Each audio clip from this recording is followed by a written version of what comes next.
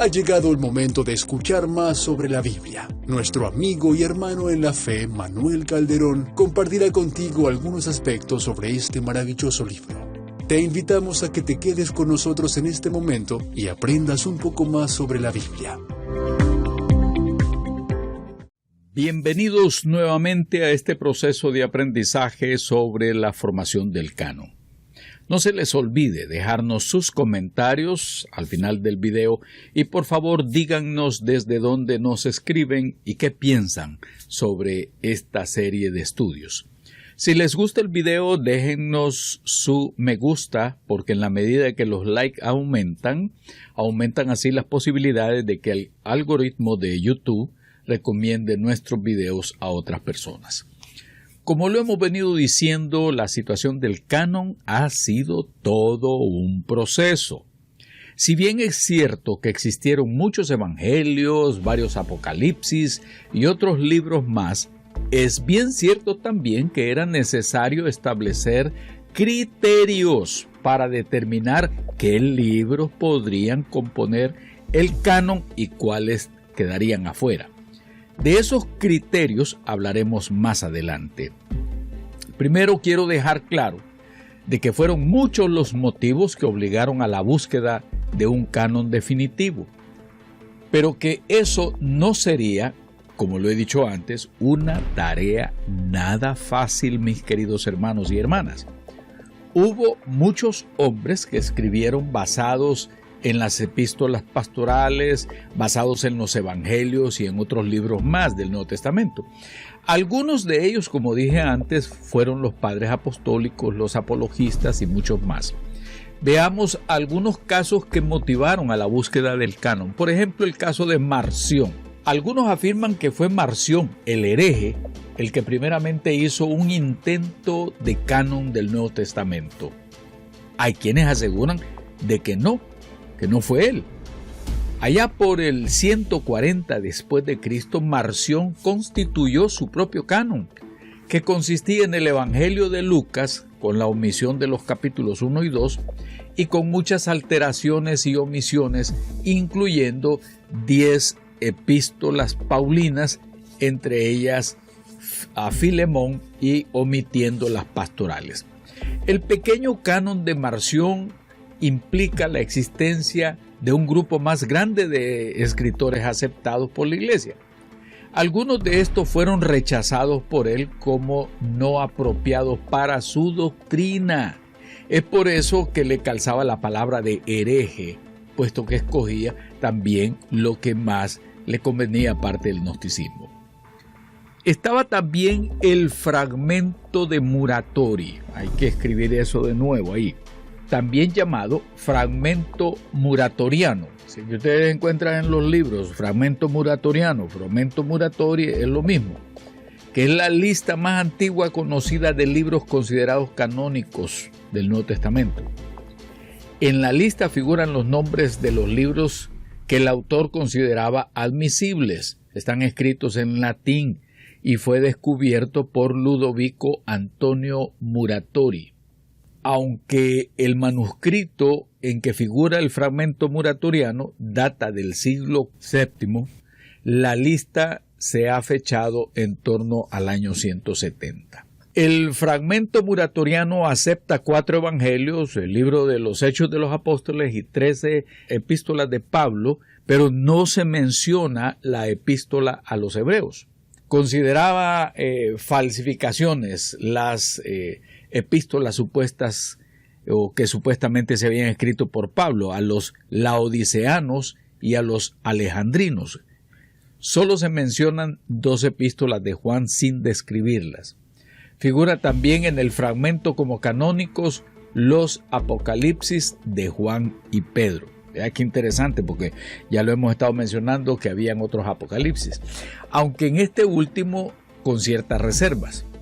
Encontramos también la Didaché, se escribe Didaché, aunque era conocido por los padres apostólicos generalmente bajo el nombre de la doctrina de los 12 apóstoles. Así se le llamaba, la doctrina de los 12 apóstoles, el texto de la Didaché o Didaché. no se descubrió sino hasta el 1873 con el título de La instrucción del Señor a los gentiles a través de los 12 apóstoles. Después lo conocimos como la doctrina de los 12 apóstoles.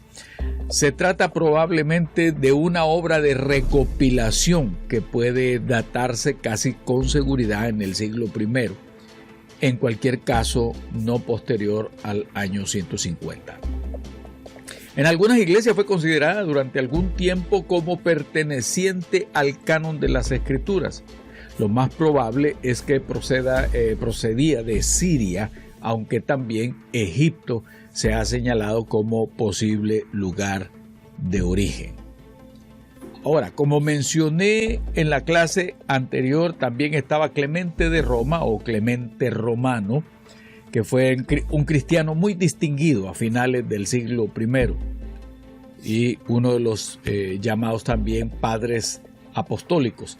Como lo dije en la clase anterior, tenía a Mateo, tenía 1 y 2 Timoteo, tenía a Tito, tenía Hebreos y probablemente Lucas, los Hechos, 1 Corintios, Romanos, 1 y 2 de Pedro y también Santiago. Así que Clemente de Roma tenía ya su grupo de pergaminos. La epístola de Bernabé, lo mismo lo encontramos también allá por el año 98. Bernabé citaba a Mateo, a la carta a los Romanos, 2 de Timoteo, Tito, 1 de Pedro y probablemente también conocía a Juan. Ahora, ya hemos hablado también de Ignacio de Antioquía, el conocido Ignacio de Antioquía. Este también tenía a Mateo, Lucas, Juan, Hechos, 1 Tesalonicenses, Gálatas, 1 Corintios, Romanos, Colosenses, Efesios y Hebreos. Si ustedes se fijan, de todo lo que he estado leyendo es que unos tienen un grupo, otros tenían otro grupo, pero entre ellos compartían información acerca de las Escrituras. Tenemos a Orígenes. Si ustedes van ahí y buscan en el internet también sobre Orígenes, se van a dar cuenta que estamos hablando de uno de los apologistas. Ya de este estamos allá por el año 254. Era un hombre pero muy versado en las ciencias bíblicas y había recorrido muchas de las iglesias en aquel tiempo. Como quien dice, pasó por la de Roma, la de Alejandría, la de Antioquía y por otras más. Orígenes era considerado un tremendo filósofo y teólogo cristiano nacido en Alejandría. Reconoció 21 libros como inspirados, algunos como dudosos y como algunos de su época también rechazaba el Apocalipsis. Por ejemplo, tenemos en pantalla ahí los libros que él consideraba genuinos, los 4 evangelios, el libro de los Hechos, como les dije antes, las 3 epístolas paulinas, 1 de Pedro, 1 de Juan y Apocalipsis. Los libros dudosos para él estaba Hebreos, Santiago, 2 de Pedro y los otros más, y el rechazado son los que en ese tiempo se consideraban los apócrifos. También estaba Juan Crisóstomo, allá por el 347, Juan de Antioquía. Fue un clérigo cristiano eminente, patriarca de Constantinopla, considerado por la Iglesia Católica uno de los 4 grandes padres de la Iglesia de Oriente. Ustedes pueden investigar más sobre esto.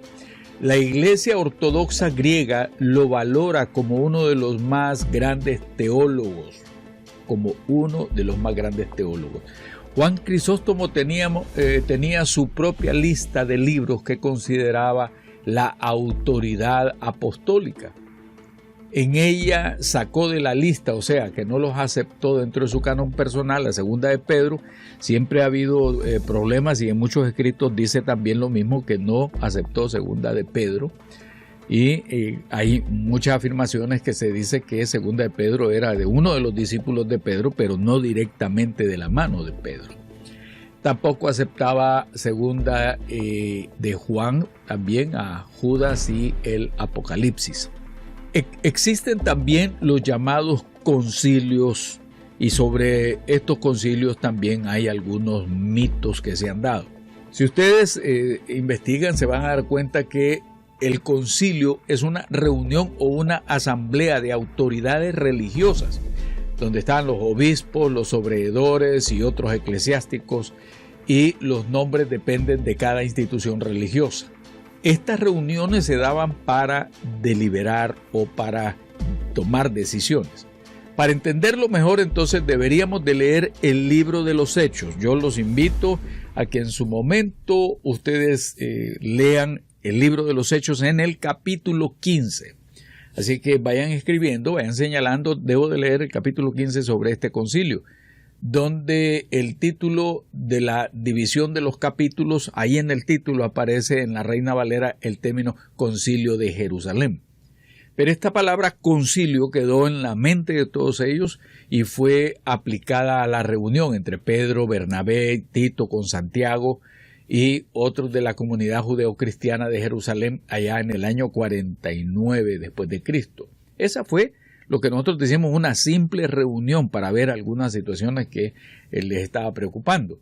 Pero con el paso del tiempo, los concilios se fueron organizando para que los pastores, los obispos, los supervisores, los episcopos, también, y que se llamaban los obispos a participar, discutieran asuntos tan serios como lo fueron los ataques a la iglesia y los peligros de las doctrinas falsas. Por decir, esta ciudad llama al pastor de la otra ciudad, llamaba al pastor de la otra ciudad. Entonces todos reunían para analizar qué es lo que estaba pasando en las iglesias y cómo las iglesias estaban siendo atacadas por tantas herejías. Y también por la situación de los judaizantes. Allá por el 325 encontramos el primer concilio ecuménico de Nicea. Algunos de ustedes se estarán preguntando qué querrá decir la palabra ecuménico. Oye, ecumene en griego significa la tierra toda o la tierra junta. En griego lo encontramos un par de veces ahí en la Biblia. Es decir, todos los pastores u obispos de todas las regiones, de todos los pueblos y de todas las ciudades, era lo que se llamaba el concilio ecuménico. Se dice y se repite constantemente que fue en el concilio de Nicea, donde a alguien se le ocurrió hacer el canon del Nuevo Testamento. Eso es un mito. Y que fue ahí que inventaron que los libros que debían de componerlos eran tales y cuales. Y que fueron los obispos los que decidieron, supuestamente bajo la supervisión de Constantino, qué libros eran inspirados y cuáles no eran convenientes para los asistentes y sobre todo para el emperador. Eso es un mito. Además, en los libros elegidos, dicen ellos, Constantino se encargó de modificar el texto a su antojo para transformar el supuesto cristianismo primitivo en una mezcla paganizada, lista para servir de instrumento de poder. Eso es una falacia, eso es un mito. Así que cuando uno lee por otros lados, dice en el concilio de Nicea se hizo el primer canon, eso no es cierto, no es más que un mito.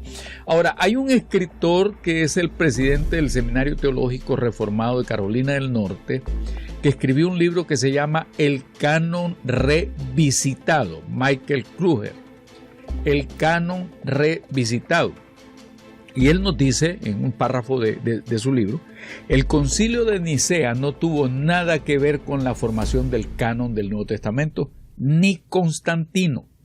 Nicea estaba preocupada por cómo los cristianos debían articular sus creencias acerca de la divinidad de Jesús. Así nació el credo de Nicea.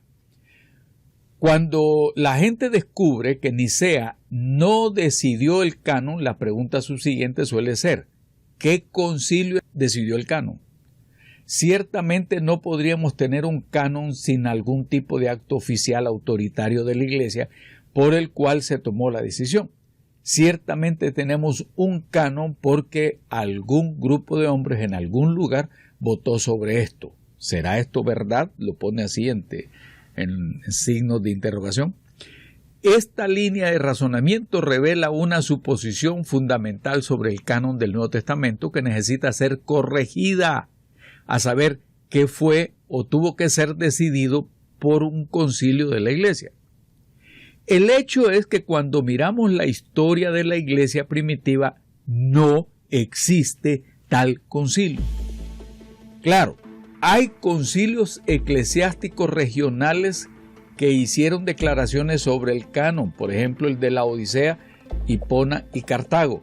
Pero no fue que en estos concilios regionales escogieron libros que les gustaban, sino que afirmaron los libros que entendían habían funcionado como documentos fundacionales para la fe cristiana. En otras palabras, estos concilios estaban declarando cómo había sido la cosa, no como ellos querían que fueran. Entonces queda claro, ningún concilio estableció el canon de manera arbitraria. Más bien, reconocieron la existencia de estos libros y dieron por sentada su aprobación e inspiración. Ya en el 363, el concilio de la Odisea reconoce, y fíjese bien en esa palabra, reconoce todos los libros excepto el Apocalipsis de Juan. El concilio de Damasco en el 382 reconoce a los 27 libros de manera completa, lo mismo que el concilio de Hipona y de Cartago en el 397 y en el 419. Vamos a ir viendo más sobre esta situación y de cuándo, ya en qué tiempo la Iglesia Católica acepta como libros canónicos tales y cuales. Vamos a verlo más adelante y cómo la Iglesia protestante aceptó unos, rechazaba a otros y cuando finalmente llega a lo que podríamos decir un canon definitivo, que vamos a verlo más adelante también. Y hasta aquí esta lección. No se les olvide dejarnos sus comentarios y por favor díganos, como repito, desde dónde nos escriben y qué piensan sobre esta serie de estudios. Reciban todos y todas un fuerte abrazo y hasta la próxima. No se les olvide que es necesario que ustedes también investiguen, indaguen, escudriñen cómo fueron realmente las cosas. Si ustedes encuentran otros datos que puedan enriquecer el conocimiento que estamos compartiendo, pues sería fantástico. Nuevamente, un fuerte abrazo.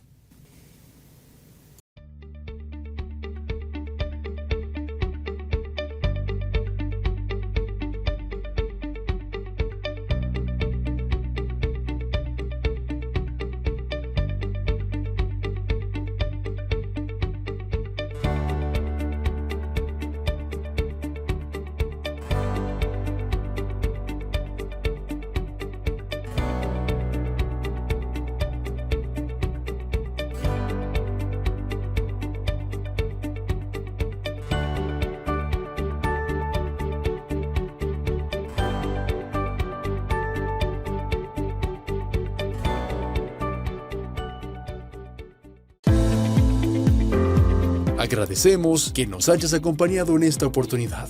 Esperamos que este aporte de nuestro amigo y hermano Manuel Calderón te haya sido de gran bendición. Cualquier pregunta que desees hacer, escríbenos a hoybiblia@gmail.com que con mucho gusto te responderemos. Recibe un fuerte abrazo y muchas bendiciones.